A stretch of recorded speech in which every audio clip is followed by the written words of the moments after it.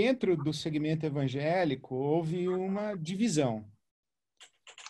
A igreja evangélica hoje ela está dividida entre apoio ao governo Bolsonaro e resistência ou rejeição, ou seja, que nome se dê ao governo Bolsonaro. Eu pergunto para você se na comunidade judaica aconteceu a mesma coisa, se houve uma divisão entre os que apoiaram e não apoiaram, que apoiam e não apoiam, e se essa polarização deve ser vista com preocupação ou com naturalidade? Os judeus, como grupo no Brasil, são uma minoria bastante, um grupo muito pequeno, né?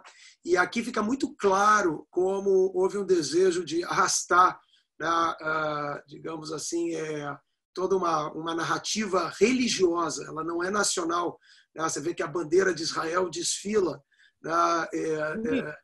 Em momentos muito curiosos, né? E muito difíceis para a comunidade judaica, mas é muito interessante ver que essa bandeira ela não representa literalmente o Estado, ela representa esse lugar que os judeus têm para certos grupos evangélicos, uma representação religiosa, às vezes menos judaica e mais evangélica, né? Então é uma bandeira religiosa, não é uma bandeira de Estado, apesar dela realmente ser uma bandeira do Estado de Israel. O meu problema é que, da mesma maneira que a bandeira de Israel desfila representando uma comunidade, porque no Brasil essa bandeira, né, acaba sendo confundida com a comunidade judaica, né?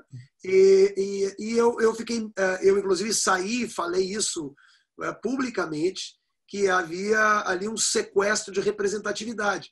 A tradição judaica aparece aqui no contexto brasileiro porque ela é uma comunidade muito ativa e tudo, mas ela é irrelevante do ponto de vista eleitoral, do ponto de vista numérico. Os judeus são um aspecto dessa narrativa evangélica que esse governo trouxe para dentro da realidade nacional. Sim, de certa maneira, é um uso indevido da identidade judaica para mandar um recado para a comunidade evangélica, né?